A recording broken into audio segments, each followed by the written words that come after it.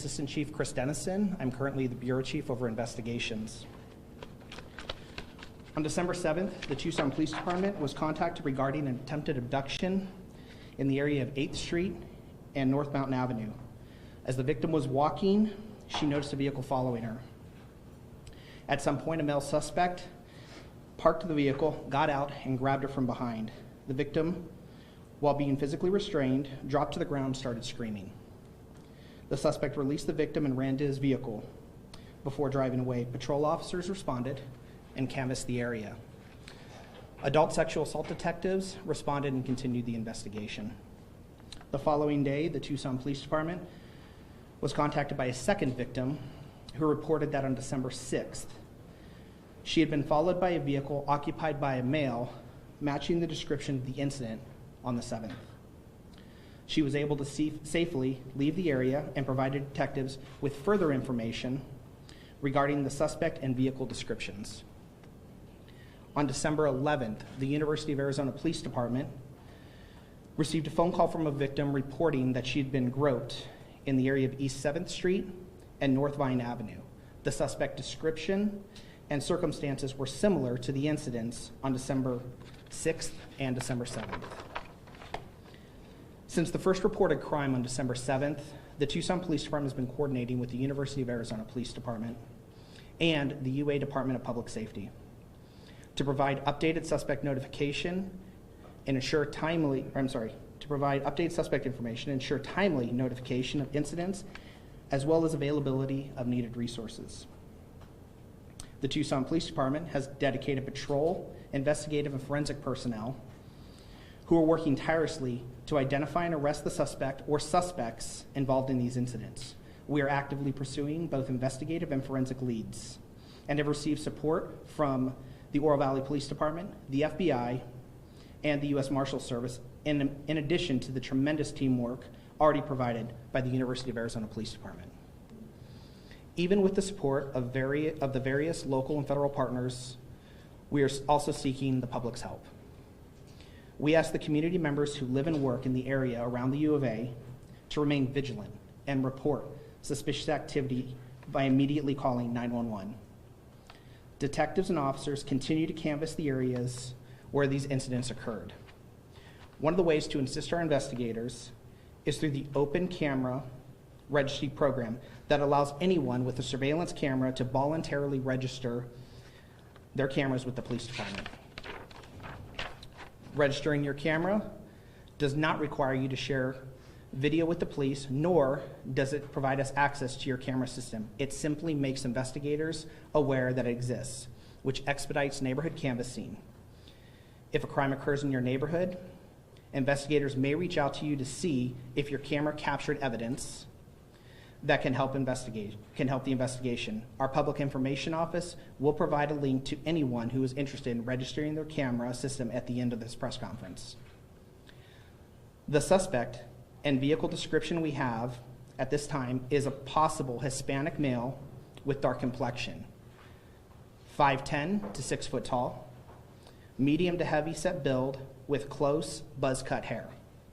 The vehicle is described as a 4-door dark blue passenger car, possible early 2000s Toyota Camry or Corolla, with a dented front bumper, tinted windows, and an Arizona plate which may be faded or flaking.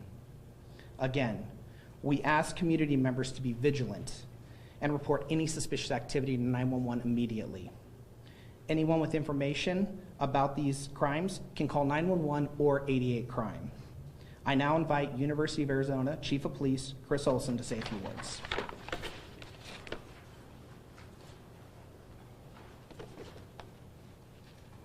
Thank you, Chief Dennison. As Chief said, my name is Chris Olson. I'm the Chief of Police for the University of Arizona Police Department. I thank you all for being here today. Most importantly, I'd like to thank the crime victim survivors that have come forward to report these crimes. I realize how scary that is, and I commend their bravery. I'd like to take a moment to talk about safety on the University of Arizona campus. UAPD is committed to the safety of our community. It is our #1 responsibility and our greatest priority. We are working hand in hand with the Tucson Police Department to assist them in any way that we can to prevent future criminal acts and to help identify the individual or individuals committing these crimes. Moreover, UAPD is enhancing its patrol capabilities to provide a higher level of visibility and engagement. UAPD will utilize police officers, safety aides, and student community service officers to accomplish this.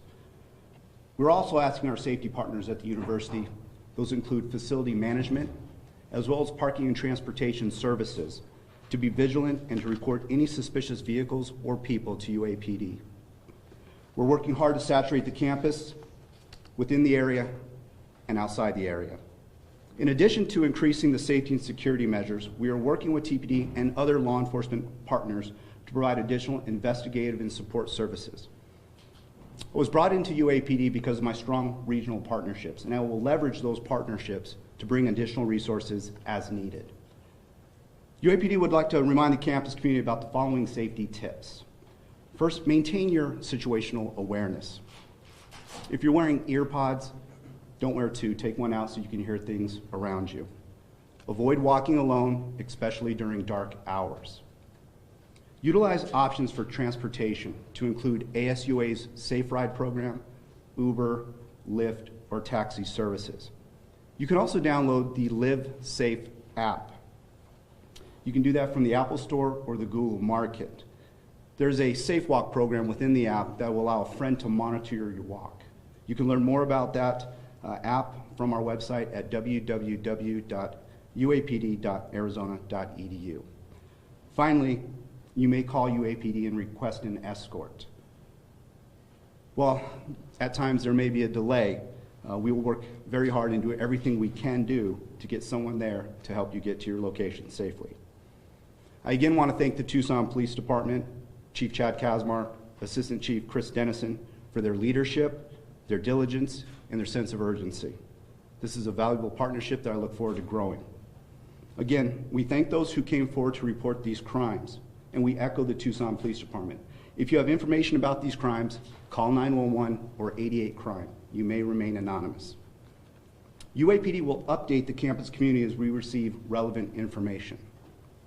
As you know, one of these crimes, or one of these cases, involved a sex crime.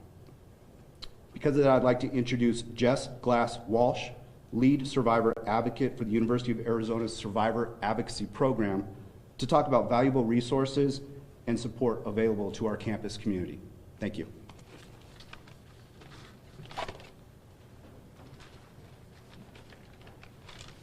Hello, as mentioned, my name is Jess Glass-Walsh, and I work as a lead survivor advocate in the Survivor Advocacy Program.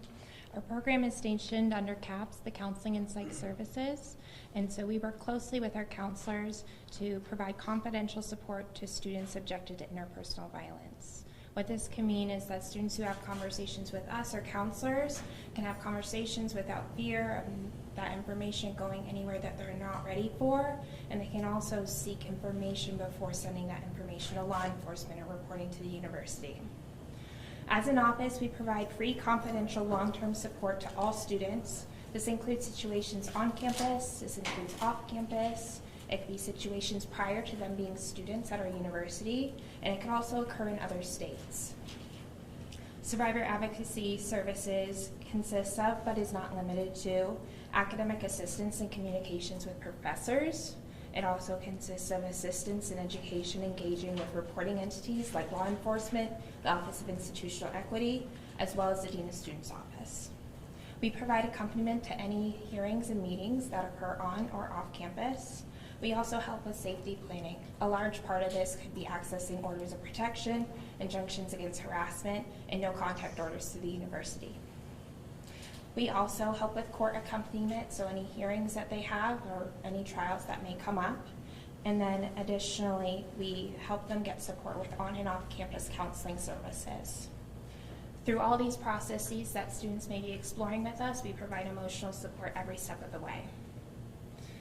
As of yesterday, we have supported close to 900 students over the past 4 to 5 years, and we are constantly trying to increase our services and serve more students and make sure that we are accessible to anyone who needs us.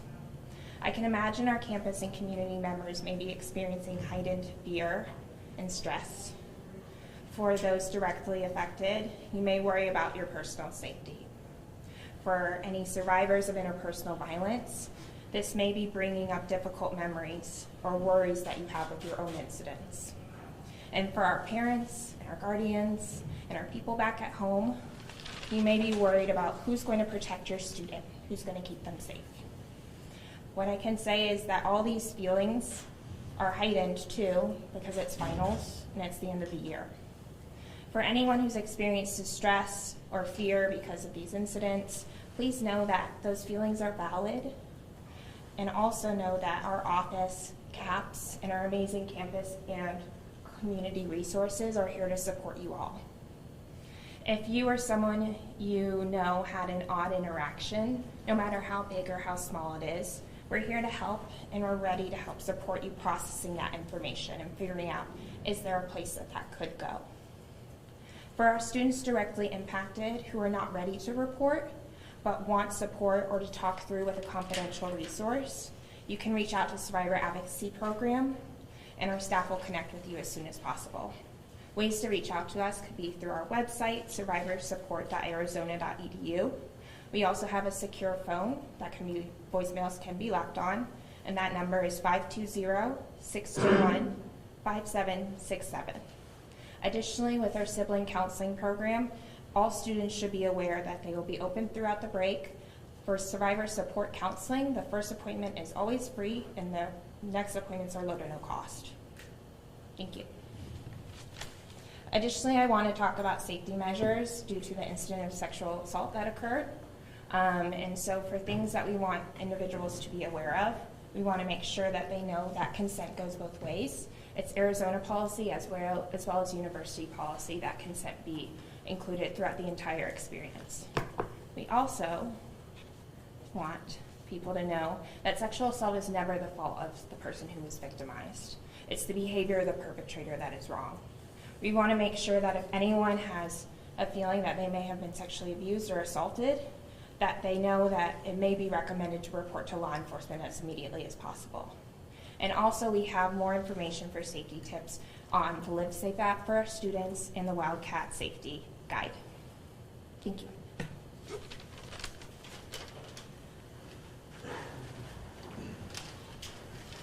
Chief Olson, I'll be available for questions.